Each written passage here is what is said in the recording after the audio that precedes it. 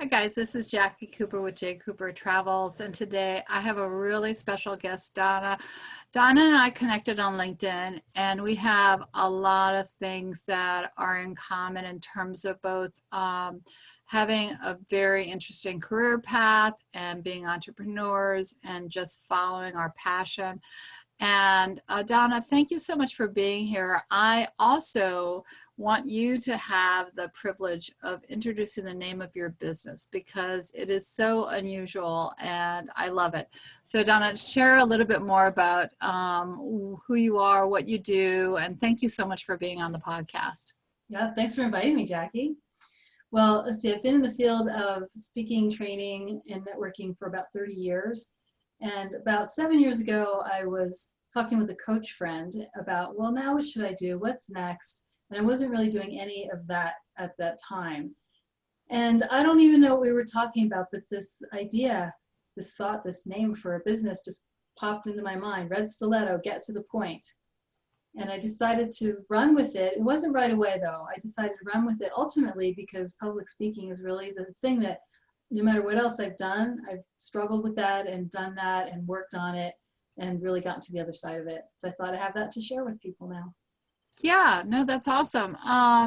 So why, I know we've talked, why do you say public speaking is an inside job? Why, tell me a little bit more about that. I mean, we've had a lot of conversations, but for those that might not know about what you do and how you help others, talk to me a little bit about that.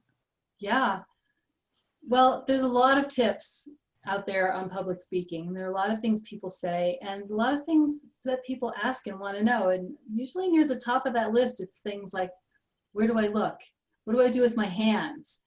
How do I work the front of the room? Where do I stand? They want to know that kind of stuff, which I put in the category of presentation skills. Mm-hmm.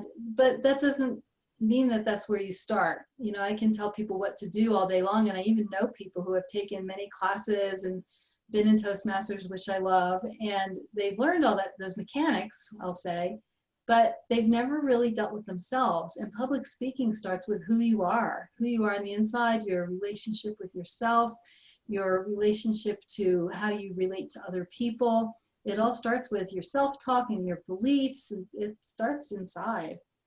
It does start inside. Now, I know some individuals might feel like they're introverted. So how would you maybe help them kind of break the ice and get over that first step? Yeah, that's a really great question. I am very introverted. So anything that you see in me that appears maybe extroverted has been learned. So I would say the best thing to do would be to get really connected to what's important. What's important to you? What are you passionate about? I mean, I even know very introverted other people who are big time trainers and teachers, and they will say it's because I'm connected to what I'm passionate about and what's important to me. So one of the things that we talked about is finding your passion. So, in terms of speaking and extending yourself, how do you help your clients with feeling comfortable about figuring out what their passion is and what they want to talk about?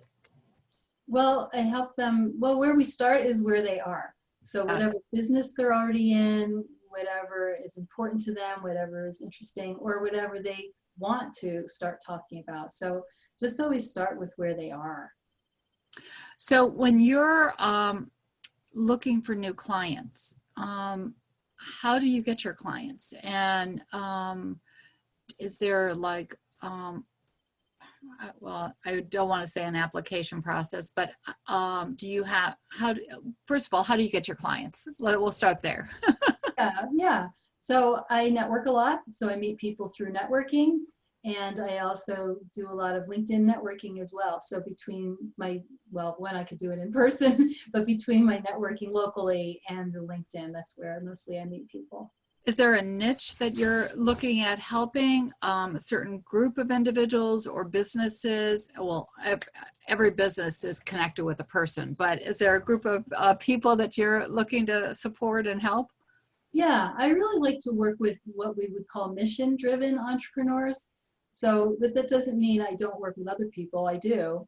But mainly what distinguishes them is that they have a message or a mission that they want to get out to the world, and they're the face of their business. So that could also include, like I have people who have created their own businesses that do completely other different kinds of things, like a mortgage lender, somebody who works with organizational culture and the people part inside of an organization, right? So different kinds of things. But then there's also the mission driven ones who have had some sort of life experience happen, and now they want to help other people that fall into the category of what they've dealt with. So they're the ones that are the face of their business, the ones out there promoting themselves and their business. That makes sense. I've also heard you talk about that all we really have is each other. So what do you mean by that? I know we talked about that, but what do you mean by that? Yeah, well, if people are wanting to speak and they want to get out there and be more seen, heard, and known publicly, get seen as an expert, because when you speak, people see you as an expert. So when you're the one in front of the room, whether you are think you're an expert or not, if you're in front of that room, people are going to relate to you that way.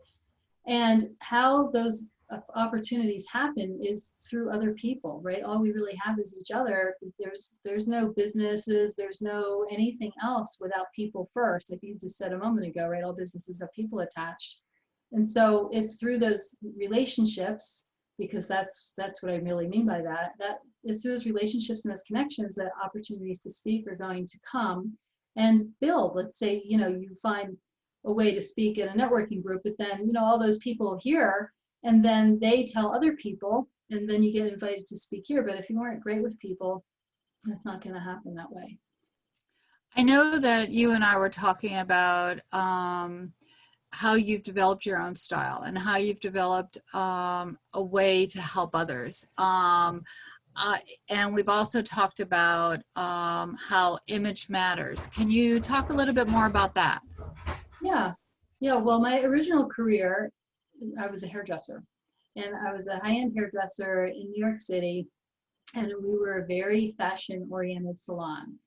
And so I just loved the world of fashion and beauty. And in the beginning, I taught other hairdressers. So that's how I began. And then over time, I, learned the personal development part. And now I bring all that together, all the mechanics from the training I did and the image, because I just love that and it's important, so that it fits my experience as well. And I just bring all those things together to help people. So it really helps them from the inside out. I really love how you've navigated from one career to another. What's the best way for people to get out there and speak? Network, really network, just get to know people. And there's also, it's more, I would say, you don't jump right out there immediately and do keynotes. Sometimes I'll meet people and they'll go, I want to be a motivational speaker. I want to be an inspirational speaker. That doesn't happen overnight. I mean, maybe if you have a really big personality and you're very well connected, you might be able to start rustling up some opportunities, but that's not usually where people start. Usually people start where they are, they talk about what they know, and they work through developing those platform skills, because that's not something you just do overnight either, and they build up to it. So you help clients all over because of Zoom, right? Or are you in a certain area? No, all over. I know that for those that are listening, there's a box above the podcast and above the YouTube. I'll have the contact information for Donna there, so that way you can reach out to her.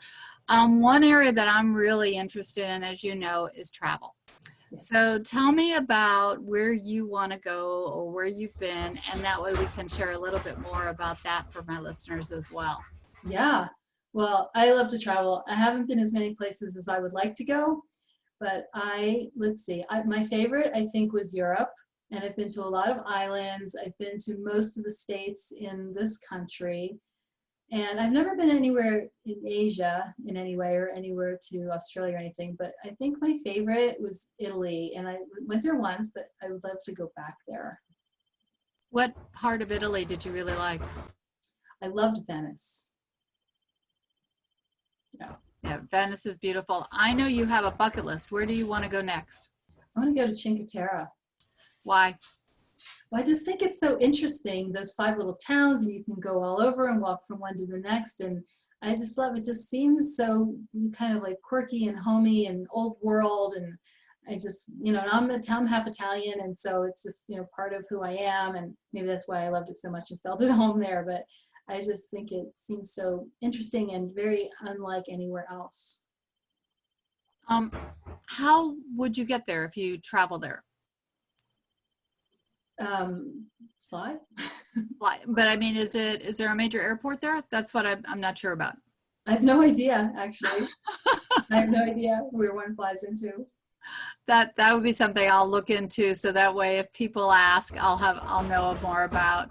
So I would like everyone to know that we are about to do a short little piece on the Career Day podcast as well. So you'll be able to also listen to Donna on that Career Day podcast, and you'll be able to contact her again, as I mentioned, on the YouTube as well as on the podcast. There's a little block, so be sure to subscribe both to my podcast as well as on the YouTube side, so that way you have more knowledge as to how to reach out to her, because public speaking is everything that we do involves some sort of speaking. So it's, when we just go out and we talk to someone, it's public speaking, whether it's one group or, one person or a group of 5 or a group of 20. So having someone like Donna, who's a coach and an expert, is really invaluable as you're developing your business and you need to kind of figure out how to navigate. So I really appreciate your being here and sharing more about your business. Thanks, Jackie. I appreciate you inviting me.